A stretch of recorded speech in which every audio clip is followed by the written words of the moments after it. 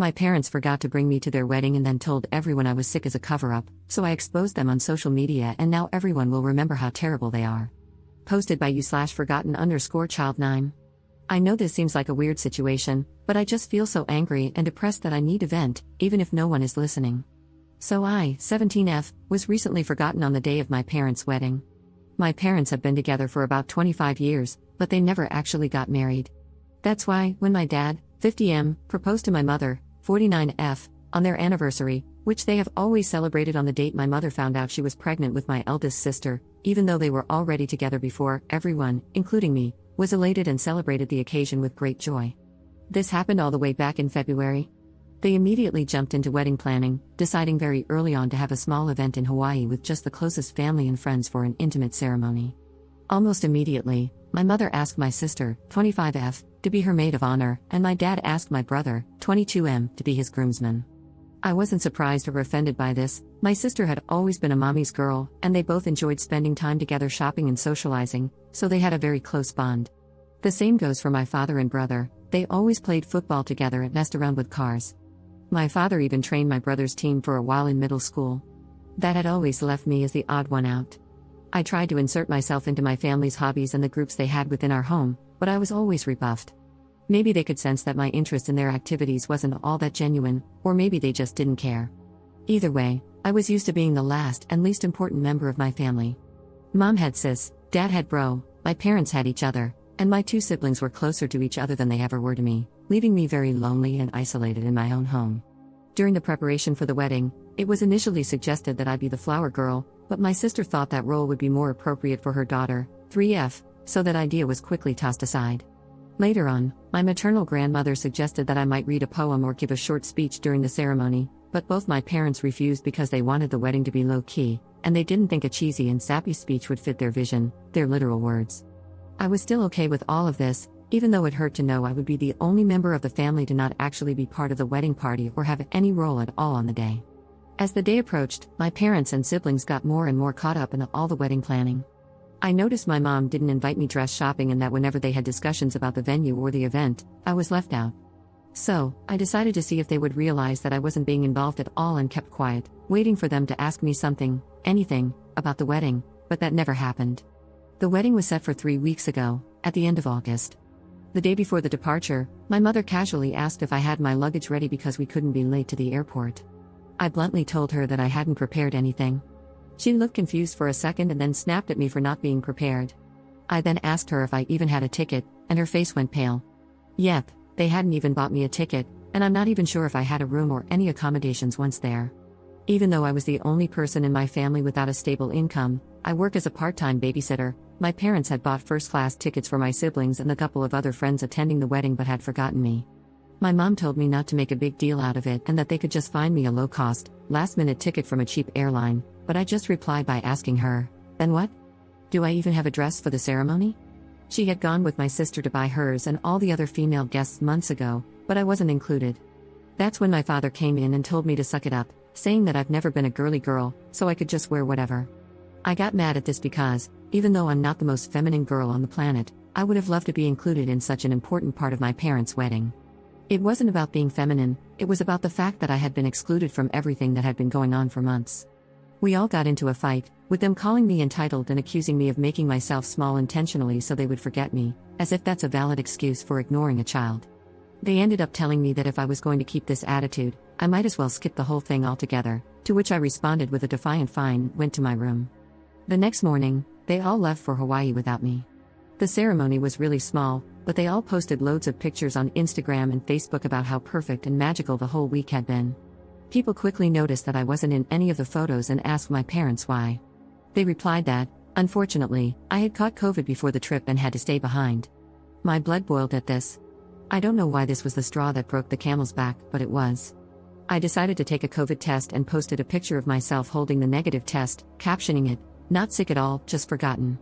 I tagged everyone who had questioned my absence from the trip and the wedding in the picture, and, for good measure, also every person invited to it. I also wrote in the comments about how my parents had literally forgotten about me until the day before the trip and how they had actually uninvited me. Most people were on my side, while others couldn't believe it and thought there must be more to the story than what I was saying. But one thing is for certain, I completely ruined my parents' wedding, and their day was overshadowed by my confession. At first, I felt quite satisfied with myself for standing up for myself, but after a barrage of messages from my family calling me every name in the book, and later, when they came back, furiously attacking me for my immature actions and spoiled behavior, my pride deflated quickly, and I began to feel awful. I hate my family, and I hate being in this house, but I'm a minor and can't leave just yet. I do feel like I could have handled the situation better, though, and now I feel so depressed that I'm second-guessing everything I did, from not speaking up earlier to the way I exposed them. I also feel guilty about the lack of connection between my family and me, and I wonder if I could have done more. Am I wrong for ruining my parents' wedding when they forgot about me? Update 5 days later. Hi everyone, I wanted to write an update earlier, but I'm still kind of a mess at the moment. However, since my post had such an overwhelming response and so many people commented and sent me messages, I figured I should share the latest developments. First of all, let me start by thanking everyone who commented on my post and shared their own experiences or perspectives on my situation. Thank you so much. A few days ago, I could barely find the energy to get out of bed, and my family's comments had really made me believe that I was guilty for everything that had happened. But after seeing the responses to my post and all the support you guys gave me, I felt somewhat reaffirmed in my actions and feelings towards my family. I'm still fighting feelings of guilt and depression, but whenever I start to spiral, I think about how much this community of strangers has had my back, and I try to calm myself down with your words. Thanks to your input and advice, I finally decided to call my grandma and tell her the full story.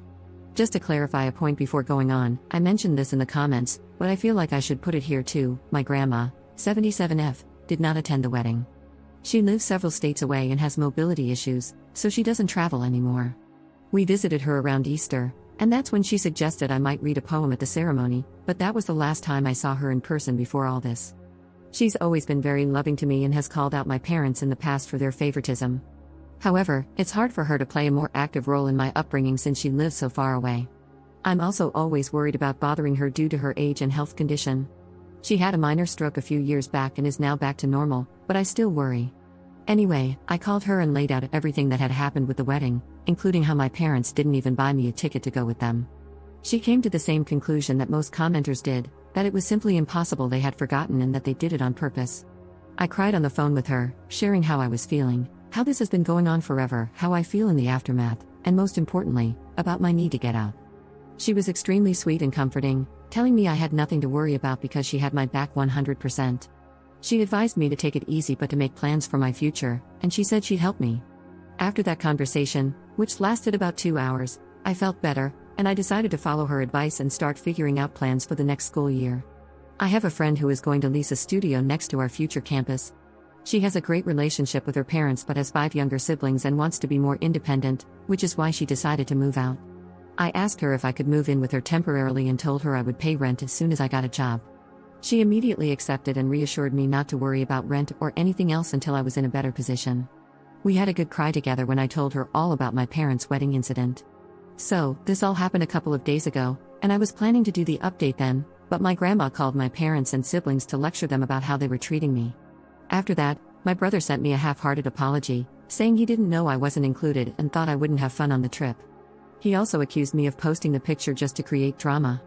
My sister, on the other hand, berated me, claiming I keep trying to make my personal problems public and pin them on the family when they are all innocent. It's been weird with my parents ever since they came back from the trip. At first, they were furious with me, berating me, and now we've just been ignoring each other. After my grandma called them, they came into my room, telling me that if I wanted to put this whole issue to rest, I should shut up about it and that everything could have blown over by now if I had just kept quiet. I simply asked them to leave my room, and then I called my grandma again to tell her what had happened. She told me that she and my uncle had bought plane tickets to come down and see me. This is something I'm actually scared about because my grandma's health is not the best, and this kind of effort is a lot for her. I know how complicated it is for her to get on a plane, so I tried to dissuade her from coming and told her everything would be okay, but she wouldn't listen. She said she was long overdue for a conversation with my parents and that she wanted to see me. I'm stressed for her, and I feel like I forced her to take a long, uncomfortable trip because of me. Maybe I should have dealt with this myself. I do want to see her, and I want nothing more than to hug her right now, but I'm worried about her. At least my uncle, my mom's older brother, is coming with her, but I hope she doesn't exhaust herself or that nothing happens to her, because that would break me. They arrive tomorrow and haven't informed my parents about their trip. My grandma asked me to keep it quiet until she gets here. I hope she can make my parents see the mistake in their actions or, at the very least, help me break the news to them that I'm moving out soon and plan on going no contact with them. I don't know, I'm worried about her having to do so much for me and bothering her, but I also appreciate and love her so much for doing all this for me. Second update 4 days later. Hello, sorry for not updating sooner or commenting. As you can imagine, if you've seen my last posts, it's been a busy week, to say the least. A lot of people have been messaging me and commenting on the post, and I haven't had time to respond to anyone until today. I'm sorry for that. You all have been so helpful and caring about me and my story, and it's been truly eye-opening and terrifying to see how many people have gone through similar stories of neglect and abuse. I just want to thank you all for taking time out of your day to send kind words to this internet stranger. This update will be long, so I apologize for that.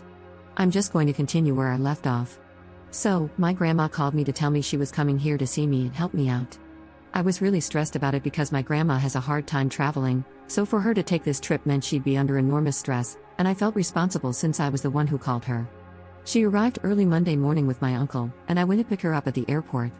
Not gonna lie, it was a very intense and emotional moment. As soon as I saw her, I ran into her arms and broke down sobbing. I don't even know if I managed to say anything because I was crying so hard, and I had so many things I wanted to tell her. Thank you for coming, thank you for being so good to me, for having my back. I'm sorry for making you take this trip. I feel awful at home. I don't know if my parents love me, but I know you do. Am I an affair child? All of these thoughts, plus the guilt and anxiety, hit me all at once when I saw her, but she held me tight, telling me everything was going to be okay. My uncle hugged us as well. I don't know how long we stayed like that, but it must have been a while until my uncle gently told me we should get going. We grabbed a cab and went to their hotel. My grandma had teary eyes, and I could feel her breathing heavily, which scared me, but she kept hugging me and smiling the whole way. She had reserved a double room so I could stay with her for a few days. Once they were settled in and I had calmed down, we sat down, and I poured everything out for them. I told them about the years of neglect and emotional abuse, how miserable I had felt after the trip, but also how I'd been feeling that way for years.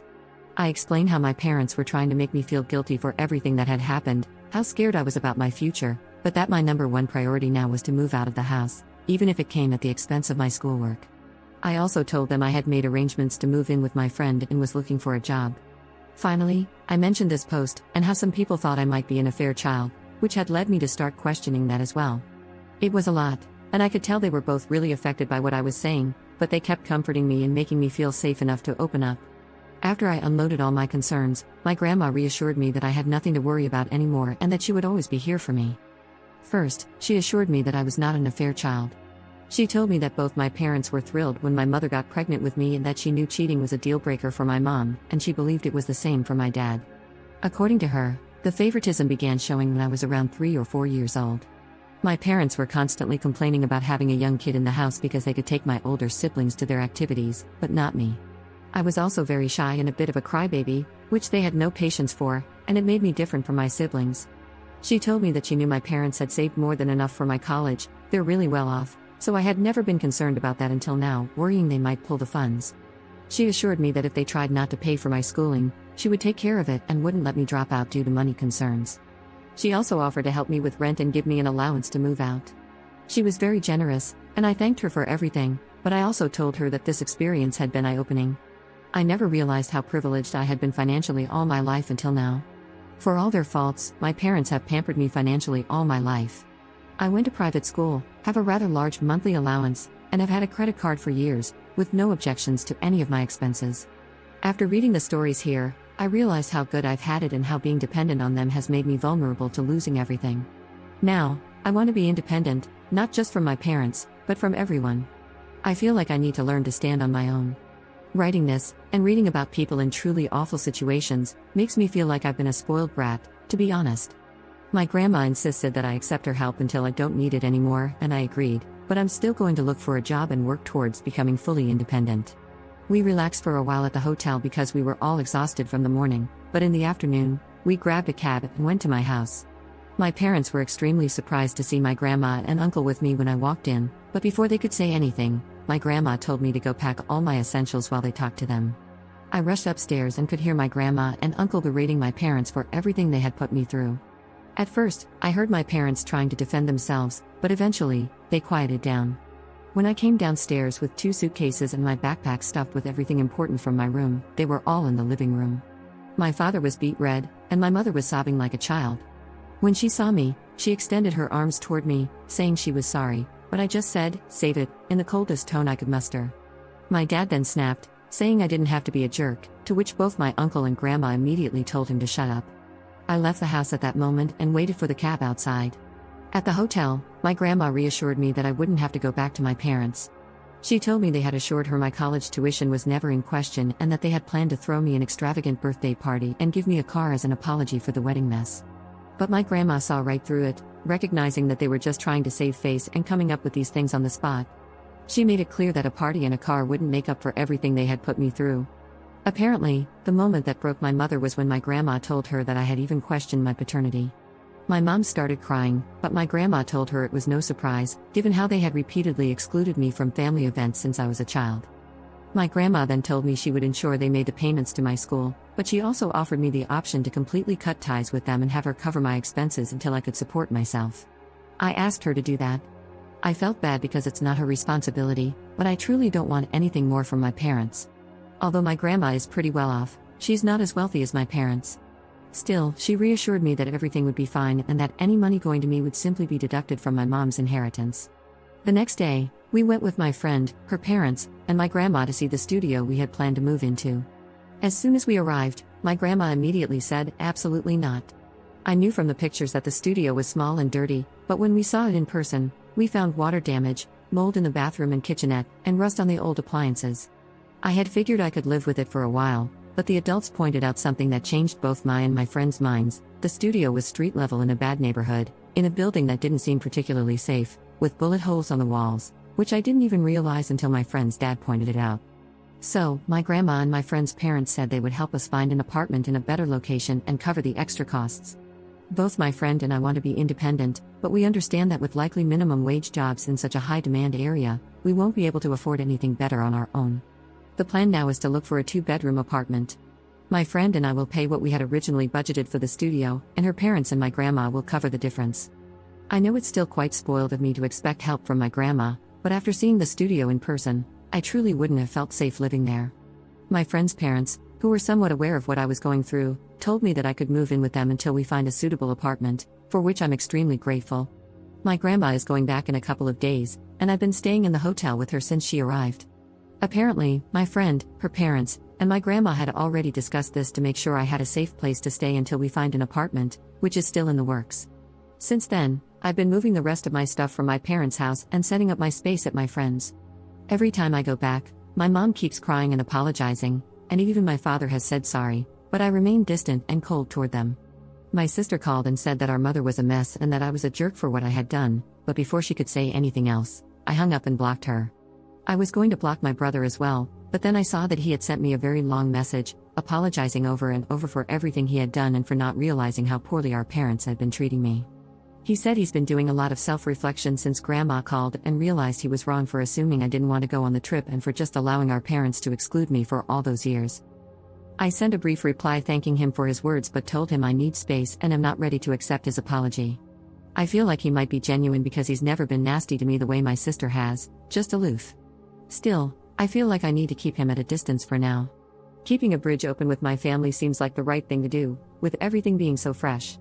Maybe in the future, he'll show me he's just as bad as everyone else, and I'll block him. But as long as he respects my boundaries, I feel better not cutting him off completely. I've also made an appointment with a therapist who specializes in neglected teens, and I have my first preliminary visit next week, again funded by my grandma. This makes me feel even more eager to find a job ASAP to take the burden off her, even though she constantly reassures me that she's happy to do all of this for me. That's where things stand right now. I'm not sure if I'll update again, maybe when I start classes or move into the apartment, but for now, I'm just trying to enjoy my time with my grandma and uncle and focus on growing, while working through the guilt and depression that have plagued me for so long. I want to thank this community once again for being so kind and helpful to me, and to everyone who messaged me with your own personal stories of getting kicked out or having to figure things out too early. You've helped me feel a lot less alone. You've made me realize that things can get better if I work hard for it. I do feel a bit spoiled for having such an amazing support system with my grandma, uncles, and my friend, but you're all right, reaching out has been the best decision I could have made. Opening up to those who love me, and to all of you online friends, has truly saved me, so thank you. I'm more grateful than words can ever express.